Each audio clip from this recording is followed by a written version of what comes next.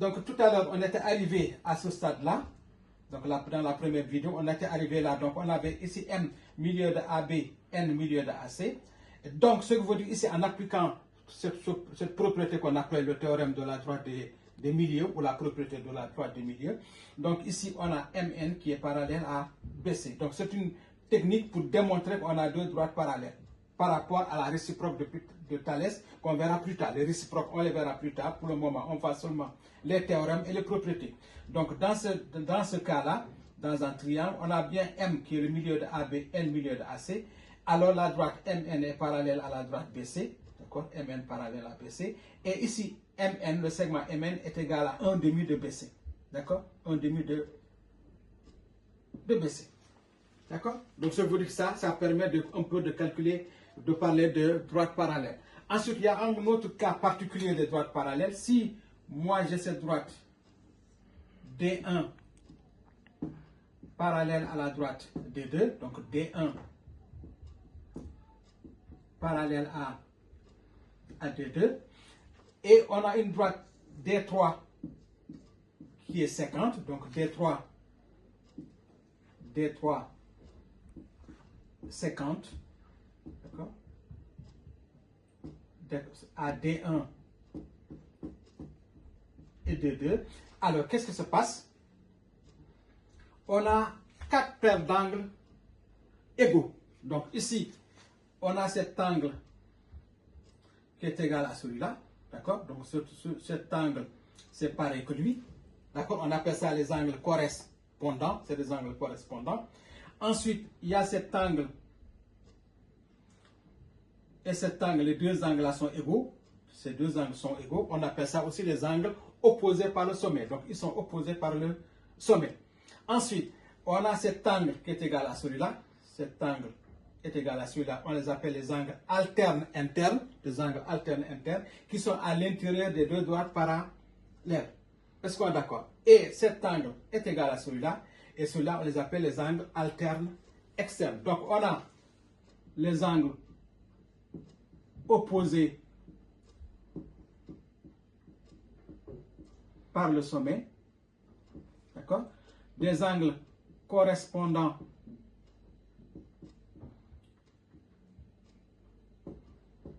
égaux, donc alternes internes, ensuite alterne externe. D'accord? Donc c'est ça qu'on appelle les 4 paires d'angles égaux. Mais la condition nécessaire, il faut qu'il y ait des droites parallèles. Parce que si ces deux droites-là ne sont pas parallèles, ces 4 angles égaux, ça ne marchera pas. D'accord? Voilà. Donc maintenant, on va corriger notre exercice. C'était ça l'objectif, de corriger notre exercice. Et pour terminer,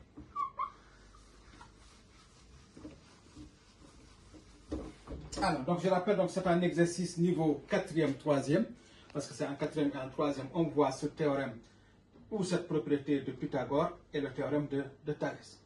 Donc là, on va utiliser seulement les théorèmes, mais pas les réciproques. Les réciproques, ça sert à démontrer que le triangle est rectangle ou les droites sont parallèles. Mais là, on va utiliser seulement les propriétés. Donc ici, on a bien AB, ici qui fait 100 mètres. Ici, BC qui est là, qui fait 40. AM qui fait 24, et on sait ici que c'est un champ rectangulaire, parce que là on a un angle droit ici, donc ça veut dire que c'est un rectangle. Et dans ce rectangle-là, on a deux droites parallèles, on a cette droite AC qui est parallèle à la droite MM. Donc on entend angle droit, donc on pense à Pythagore, on entend droite parallèle, on pense à Thalès. Est-ce qu'on est d'accord? Donc la première question, on demande de calculer MB, cette longueur MB. Bon, c'est facile, longueur MB. Comme on sait que MB c'est égal à AB moins AM. Ça fait 100 moins 24. Est-ce qu'on est d'accord? Donc ça fait 100, parce qu'on sait que AB ça fait 100 et que AM ici ça fait 24. Donc 100 moins 24, donc ça fait 76 mètres. Est-ce qu'on est d'accord? C'est bon? Ensuite, on demande de calculer BN, la longueur BN. La longueur BN, c'est celle-là. Alors, la longueur BN, on regarde, est-ce que moi, comment on va faire pour calculer cette longueur BN? Sachant qu'ici, on ne sait pas combien ça fait, mais on sait qu'ici, BC, ça fait 40. Autre chose qu'on sait aussi, on sait qu'ici, cette droite AC est parallèle à la droite MN.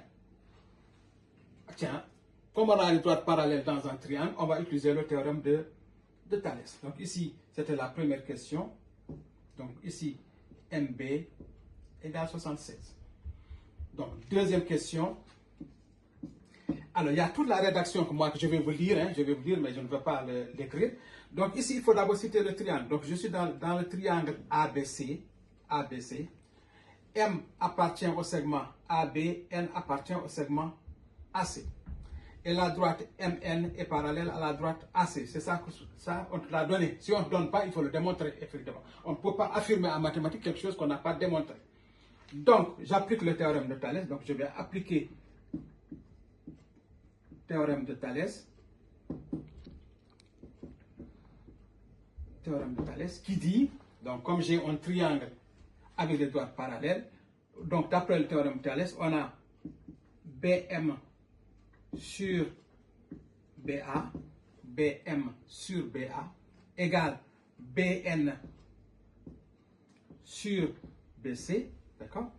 Donc il y a B ici, il ne me reste plus que MN sur ici, MN et AC. D'accord? Donc ici, on a le théorème de Thalès. Donc ici, comme on dit que le théorème de Thalès est un théorème de réduction, on prend la petite longueur sur la grande. Donc ici, BM sur BA. Ensuite, on remplace par les chiffres. BM, est-ce que nous on a BM? Ah tiens, on vient de le trouver tout à l'heure, ça fait 76. Sur BA, ça fait 100. Égale BN. BN qui est là. D'ailleurs, nous, on devra calculer BN sur BC. Et BC, ça fait 40. D'accord?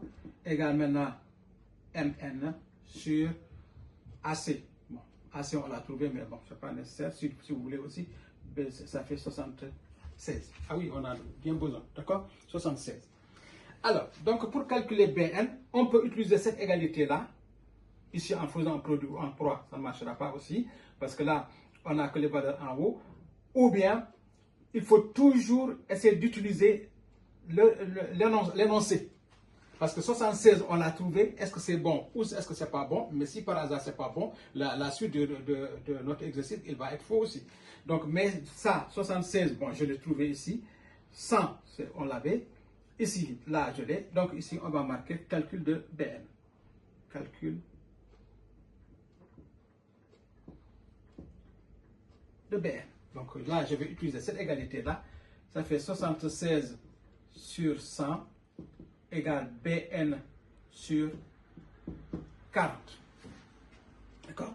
Et comme j'ai dit tout à l'heure, quand on a comme ça, on fait un produit en croix. Donc 100 fois BN égale 76 fois 40. Donc BN égale 76 fois 40 sur 100. D'accord? Donc là, écoutez, ici, on utilise beaucoup la calculatrice. On va l'utiliser pour trouver le résultat final. Donc ça fait 76 fois 40 divisé par 100. Et ça donne 30,4. D'accord? Donc j'en déduis ici, question 2, BN égale 30,4. Donc c'est le résultat qu'on a trouvé. D'accord? C'est bon? Donc ici, on va continuer.